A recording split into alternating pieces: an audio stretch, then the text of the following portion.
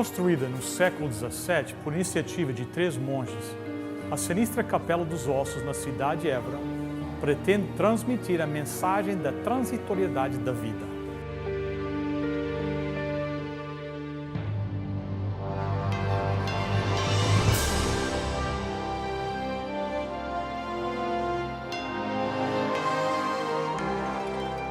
Venceu a prova do tempo. O livro de Deus, a Bíblia, ainda relevante neste mundo complexo. Está escrito Canadá, partilhando mensagens de esperança ao redor do mundo.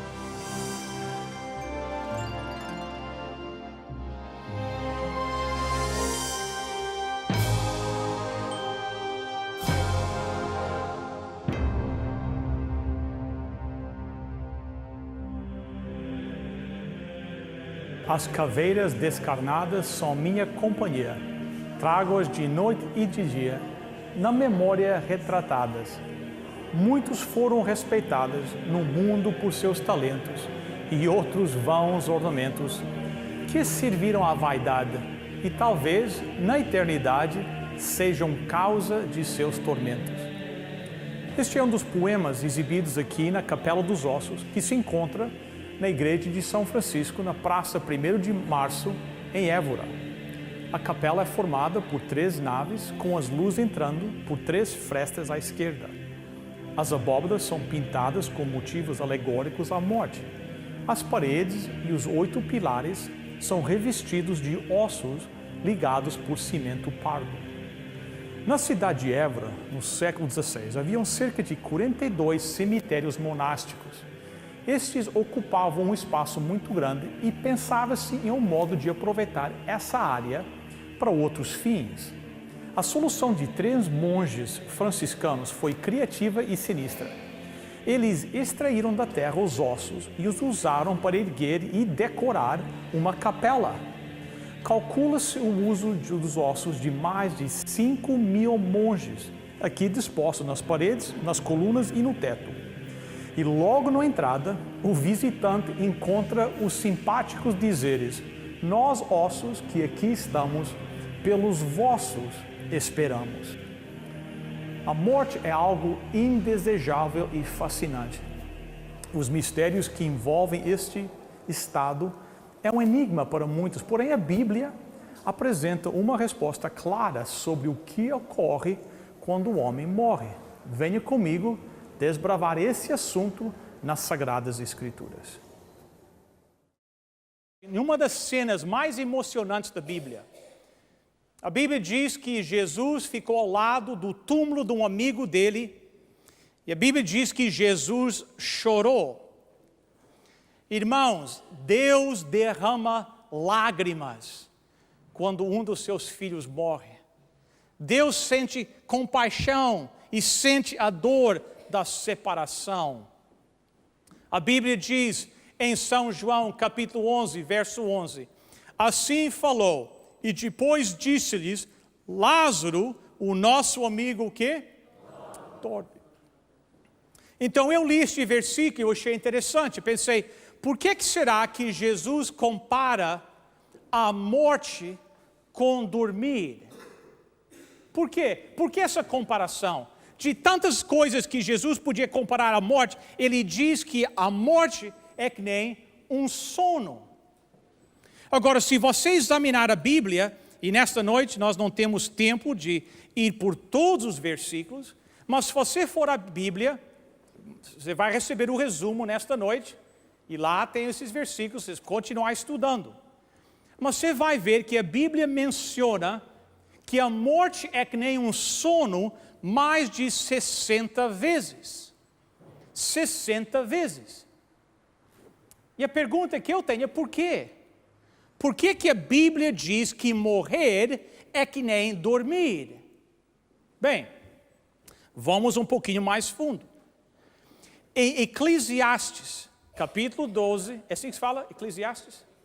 Capítulo 12, verso 7, nós encontramos o que eu chamo a fórmula para a morte. A Bíblia aqui diz: então o nosso corpo voltará para onde? O pó da terra, de onde veio, e o nosso quê? Espírito voltará para Deus que o deu. A fórmula aqui é muito simples, né? Bem simples. A Bíblia diz, quando você morre, o seu corpo volta para onde? Para o pó, de onde veio, e o Espírito volta para onde? Para Deus. Se você não acredita nisso, vá até uma sepultura, escave lá e vai ver que a Bíblia está certa. O corpo volta para o pó e o Espírito volta para Deus. Timmy, esse menino, um dia entrou na cozinha, a mãe estava cozinhando lá, entrou na cozinha e disse assim, mamãe, é verdade que nós viemos do pó e um dia voltaremos para o pó? Ela disse, é verdade, Timmy. Quem te falou isso?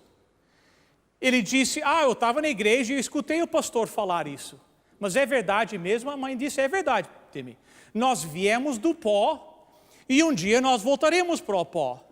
Mas por que você está interessado nisso? E Timmy disse, eu estava ali na sala, brincando com o meu carrinho, e eu olhei embaixo do sofá. E eu vi que alguém está vindo ou indo.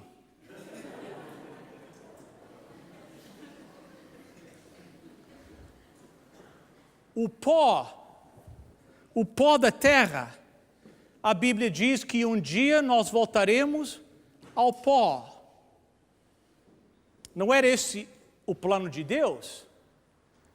O plano de Deus não era que os seus filhos, no final da vida, voltassem ao pó da terra?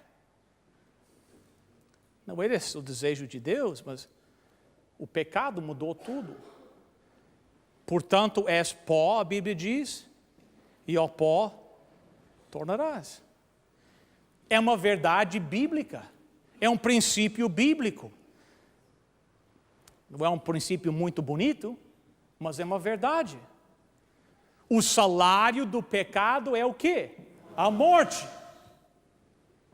Às vezes eu penso, como é que devia ter sido para Adão e Eva, depois deles caírem no pecado, ao voltar de novo para sua casa, ao lugar onde eles iam pousar à noite, quem sabe depois de um dia trabalhando lá na terra, semeando, colhendo, voltando, Adão olhando para as suas unhas com o pó da terra debaixo das unhas, pensando que ele veio desse pó e um dia, no final da sua vida, ele ia regressar ao pó.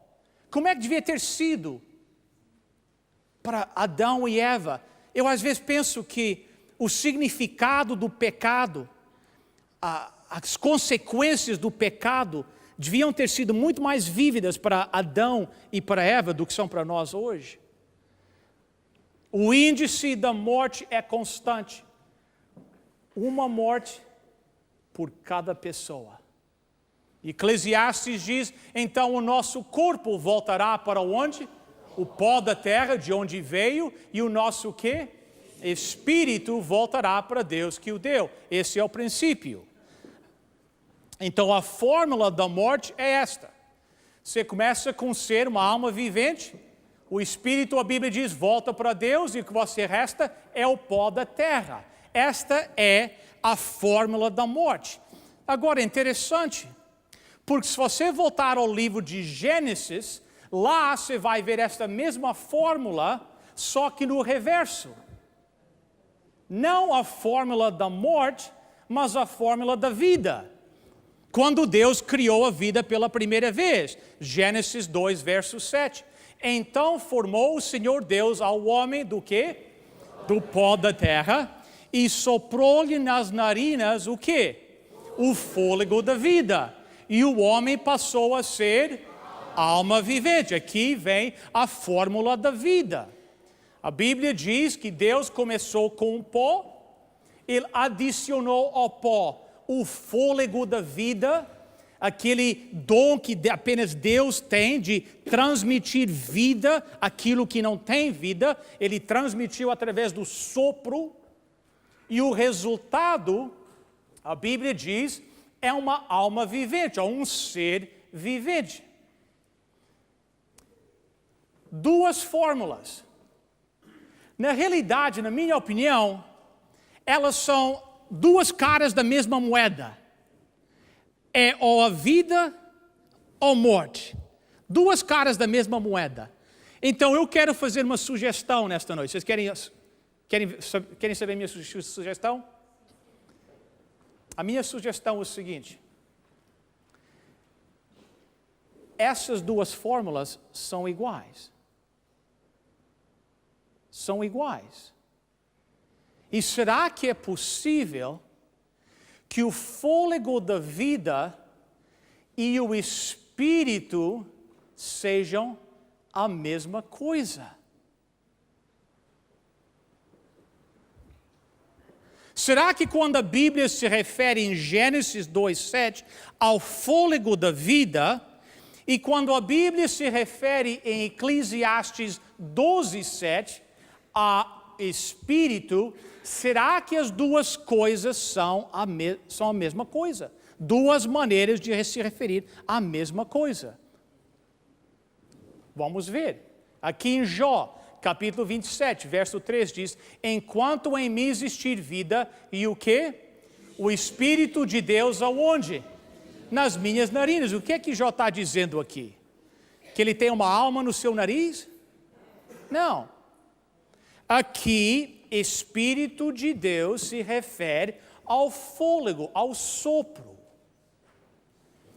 A realidade é essa, irmãos. Às vezes na Bíblia, a palavra Espírito se refere a um ser como o Espírito Santo. Às vezes se refere a anjos, mas às vezes Espírito de Deus simplesmente significa o fôlego da vida. Em verso 7, Eclesiastes 12:7, então o nosso corpo voltará ao pó da terra, de onde veio, e o nosso quê? Espírito voltará para Deus que o deu. Em Eclesiastes 12:7 e Jó 27:3, o Espírito não é uma alma, o Espírito é o fôlego da vida, o sopro de Deus, aquele princípio, aquele dom de dar vida a algo que não tem vida, um dom que apenas Deus tem. Vejam comigo Salmo 146. Lá nós lemos o seguinte: não confieis em príncipes nem em filhos dos homens, em quem não há salvação. Sai-lhes o quê? O Espírito, e eles tornam para a terra. Lá vai aquela fórmula de novo, né? Igual a Eclesiastes 12:7. Naquele mesmo dia, o que é que acontece? Perecem os seus pensamentos. A Bíblia diz em Eclesiastes, quando você morre, o corpo, né, volta para o pó de onde veio, e o espírito, aquele fôlego, volta para Deus. Aqui em Salmo 146, nós temos a mesma fórmula. Só que aqui o salmista adiciona outro pensamento. Ele diz aqui que no dia que você morre, você deixa de pensar. Você não tem mais pensamentos. Você não pensa mais. Óbvio que tem muitas pessoas que deixam de pensar bem antes de morrer. Isso é verdade. Mas a Bíblia diz, no dia que você morre, você não tem mais pensamentos. Você não pensa mais. Agora imagine, se no instante que você morresse, você fosse raptado imediatamente para o céu, na presença de Deus, será que você não teria alguns pensamentos? Lógico, você ia pensar alguma coisa. Mas a Bíblia diz, naquele dia, o que deixa de acontecer? Os pensamentos param. Eu sei que para alguns de vocês que estão me ouvindo nesta noite, isso é uma maneira diferente de pensar com respeito à morte. Nós temos sido ensinados que quando você morre, do seu corpo sai uma alma e vai embora. E nós temos sido ensinados que o espírito é essa alma. Mas a Bíblia não diz que eu e você temos uma alma. A Bíblia nos ensina que nós somos almas. Eu sou uma alma. Você é uma alma. Você não tem uma alma, você é uma alma. Isso é que a Bíblia ensina. E eu sei que para muitos de vocês nesta noite, não é isso que você tem aprendido. Mas vocês lembram ontem? Quando nós falamos ontem, lembra da luta que ocorreu no céu? Você lembra? E diz que Satanás foi jogado fora do céu e veio para a terra para fazer o quê? Para enganar. E a realidade, irmãos, infelizmente, é que esses enganos penetraram a igreja cristã. Alguns anos atrás, na América do Norte, um homem chamado George Gallup Jr., não sei se vocês conhecem aqui como é que chamam polls? Surveys. Pesquisas, né? Aquela empresa de pesquisas nos Estados Unidos chamada Gallup, G-A-L-L-U-P, Gallup. Vocês conhecem? Só ouviram falar na Gallup Organization? Então eles fazem pesquisas. O filho do fundador dessa companhia se chama George Gallup Jr. O pai era George Gallup, o filho é George Gallup Jr. E ele, alguns anos atrás, mais outro amigo, outro PhD, decidiram pesquisar a condição religiosa cristã nos Estados Unidos. Eu não sei se eles são cristãos, eles são, como é que se diz, researchers, pesquisadores.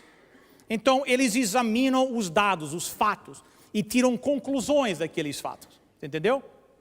Das estatísticas. Então, tem um repórter, você pode pegar na internet, e ele chegou a umas certas conclusões muito interessantes. Ele disse, falando dos protestantes cristãos, né, na América do Norte, na Europa, na América do Norte. Ele disse que na América do Norte, a maioria dos cristãos nem sabem o que creem. E eles chegaram à conclusão, eles não são pastores, eles são pesquisadores, através de um número, milhares de entrevistas, eles chegaram à conclusão, uma das conclusões que eles tiraram é que, como os cristãos não passam tempo no estudo da Bíblia, eles não conhecem a Bíblia, não sabem o que a Bíblia diz, como resultado dessa negligência ao estudo da Bíblia, doutrinas não cristãs, eles disseram, entraram na igreja cristã. E os cristãos pensam que são doutrinas cristãs, quando na realidade não são, mas porque eles não estudam a Bíblia, eles não sabem que não estão na Bíblia. Um pesquisador, não é um pastor, não é um conferencista que nem eu, ele não tem, nós dizemos em inglês, no vested interest, ele não tem nenhum interesse em falar algo não é verdade. Ele apenas analisou os dados e disse, a conclusão que eu tiro é que existem doutrinas que entraram na igreja que não são cristãs. E por quê? Porque os cristãos não estudam a Bíblia. E o diabo sabe disso. E se o diabo quer enganar, por que não enganar os próprios filhos de Deus? Levar os filhos de Deus a terem um conceito errado a respeito de Deus e do seu amor. E esta é uma das áreas que existe muita confusão na igreja cristã, muita confusão. Mas a Bíblia é clara. Você é uma alma. Você não tem uma alma. Imagine que eu tivesse aqui uma lâmpada. Tivesse uma lâmpada aqui, tem várias lâmpadas aqui no salão para iluminar. Então, uma lâmpada dá luz, né? Aquela luz que brilha daquela lâmpada é uma combinação de duas coisas. O que é preciso? Primeiro, é preciso uma lâmpada, né? Tem que enroscar uma lâmpada. E depois, onde a lâmpada enrosca, aquilo tem que ter um cabo, né? Que vai ligar na tomada na parede. Tá certo, né? Então, se você tiver uma lâmpada e eletricidade, o que é que você tem? Tem luz. Simples, né? É que nem o pó da terra e o fôlego de Deus, né? O fôlego da vida. Uma alma vivente. Agora imagine se eu vier aqui à parede e eu puxar o cabo. O que é que acontece? a energia não está correndo mais pelo cabo, o que é que acontece? Não há mais luz. Então a pergunta é o seguinte: para onde é que foi a luz? Para onde é que foi?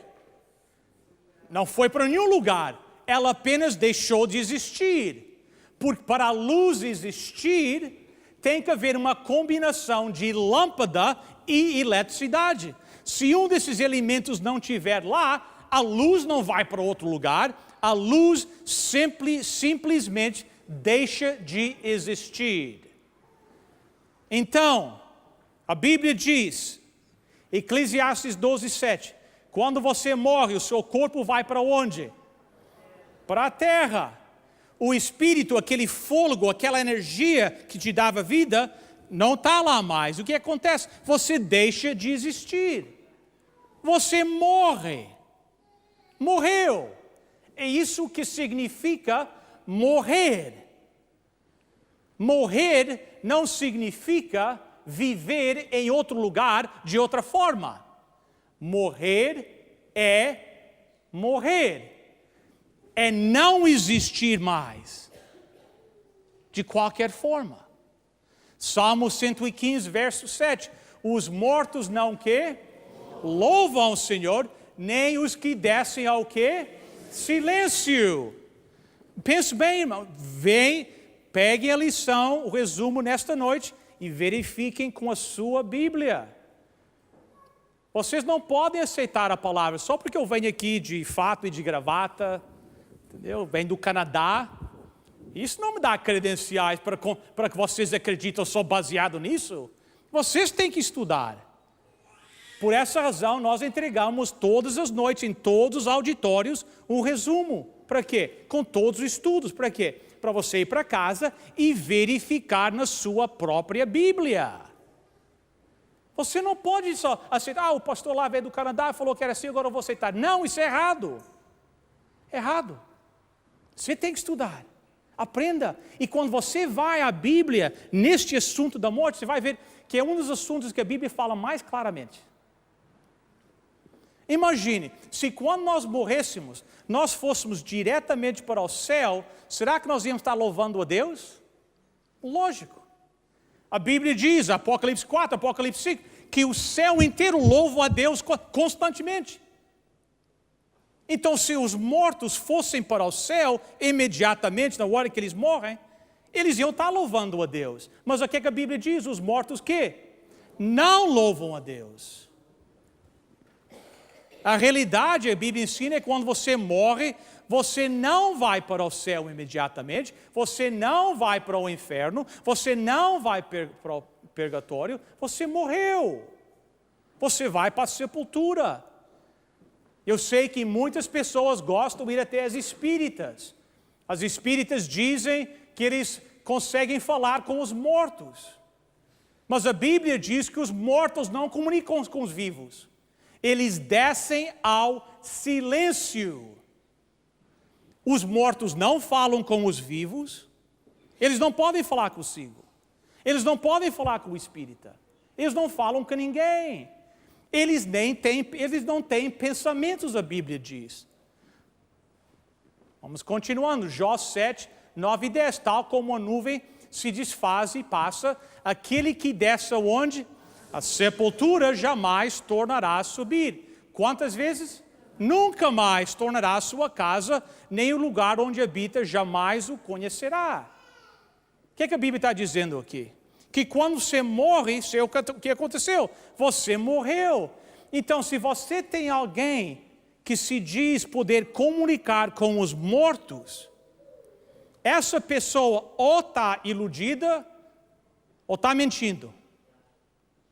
Porque a Bíblia diz que os mortos não voltam. Eles morreram. A Bíblia é clara em dizer que os mortos não sabem nada. Eclesiastes 9, 5 e 6. Porque os vivos sabem que hão de morrer, mas os mortos não sabem coisa que? Nenhuma. nem tampouco terão eles recompensa, porque a sua memória jaz no quê? Esquecimento. O amor, ódio, inveja por eles já o quê? Padeceram. Para quanto? Para sempre. Não tem eles parte, leiam comigo, em coisa alguma do que se faz debaixo do sol. De acordo com a Bíblia, quando você morre, você morreu. Você não tem pensamentos. Você não volta a falar para os vivos. Você morreu. Você está na sepultura, dormindo, até que o dia que Jesus voltar para te acordar. Os mortos não vão para o céu imediatamente, eles não vão para o inferno, eles não vão para o purgatório, nem para qualquer outro lugar. A Bíblia diz que quando você morre, você morre. Bem, chegamos ao final de mais um programa do Está Escrito. E daqui da cidade de Évora, quero lhe dar um adeus e convidá-lo a estar conosco no próximo programa. Até lá, lembre-se, está escrito, nem só de pão viverá o homem, mas de toda a palavra que procede da boca de Deus.